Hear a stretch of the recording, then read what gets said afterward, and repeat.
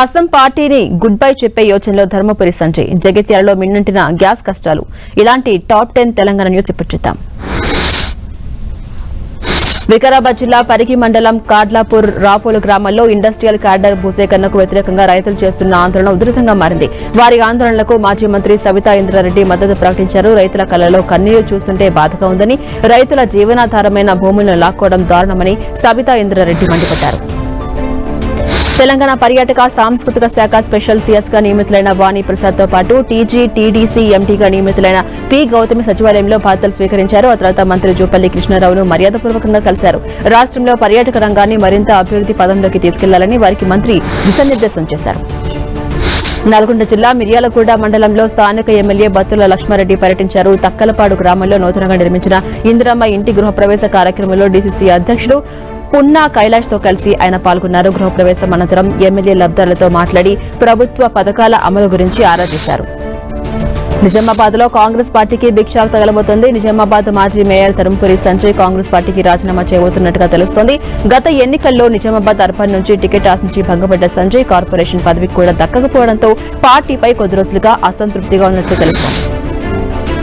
గతంలో national highway విస్తరణలో భాగంగా సంగారెడ్డి చౌరస్తాలో తొలగించిన భూ లక్ష్మమ్మ గుడిని తిరిగి రోడ్డు పక్కనే గతంలో ఉన్న చోట ఏర్పాటు చేస్తామని టీపీసీసీ వర్కింగ్ ప్రెసిడెంట్ జగ్గారెడ్డి ప్రకటించారు. రోడ్ల విస్తరణలో పండ్ల దుకాణాలు, పాన్ డబ్బాలు, టిఫిన్ బండ్లు పెట్టుకుని ఉపాధిని కోల్పోయిన బాధితులు జగ్గారెడ్డిని కలవడంతో వారికి ఆయన హామీ ఇచ్చారు. జగిత్యాల జిల్లా మల్లాపూర్ వాసులను గ్యాస్ సిలిండర్ కొరత తీవ్రంగా వేధిస్తోంది. సిలిండర్ కోసం మార్చిలో బుక్ చేసినా ఇప్పటి వరకు కూడా ఇవ్వట్లేదంటూ మండిపడ్డారు. బుక్ చేసి 15 నుంచి 20 రోజులు గడుస్తున్నా కూడా సిలిండర్ కోసం పడిగాపులు కాయాల్సి వస్తుందని ఆవేదన వ్యక్తం చేశారు. బుక్ చేసుకున్న వాటిని బ్లాక్ లో ఇతరులకు విక్రయిస్తున్నట్టుగా జనాలు మండిపడుతున్నారు. కరీంనగర్ జిల్లా హుజూరాబాద్ శివార్లో డంపింగ్ యార్డ్ నిర్మాణాన్ని వ్యతిరేకిస్తూ పట్టణ బంద్కు పిలుపునిచ్చారు ఎమ్మెల్యే కౌశిక్ రెడ్డి. దీంతో వ్యాపార సంస్థలన్నీ స్వచ్ఛందంగా బంద్ పాటిస్తున్నాయి. స్థానిక అంబేద్కర్ చౌరస్తా వద్ద డంపింగ్ యార్డ్ వద్దంటూ ఎమ్మెల్యే పాడి కౌశిక్ రెడ్డి పార్టీ శ్రేణులతో కలిసి ఆందోళన చేపట్టారు. హైదరాబాద్ చాదర్ఘాట్ పిఎస్ పరిధిలోని కమలానగర్ బస్తీ నుంచి మూసీ తీరాన బస్తీ జనయాత్ర కార్యక్రమాన్ని ప్రారంభించారు. బస్తీల సమస్యలపై పెద్ద ఎత్తున చైతన్యం తీసుకురావడానికి యాత్ర నిర్వహిస్తున్నామని బస్తీ జేఏసీ చైర్మన్ గోసుల శ్రీనివాస్ యాదవ్ తెలిపారు. హైదరాబాద్ అంటే కేవలం హైటెక్ భవనాలు మాత్రమే కాదని బస్తీలో నివసిస్తున్న కష్టజీవులే అసలైన నగర నిర్మాతలు తెలిపారు.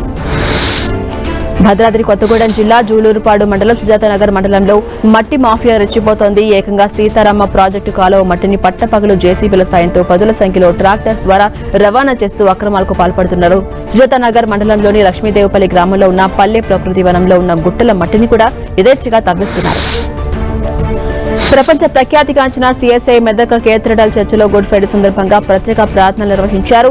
యేసుక్రీస్తు చేసిన శిలువ త్యాగాన్ని స్మరించుకుంటూ భక్తులు ప్రార్థనలు చేశారు. తాము ఎటువంటి తప్పు చేయకపోయినా మానవాళి రక్షణ కోసం యేసు శిలువ వేయించుకున్నాడని ఈ నేపథ్యంలో పాస్టర్లు వివరించారు.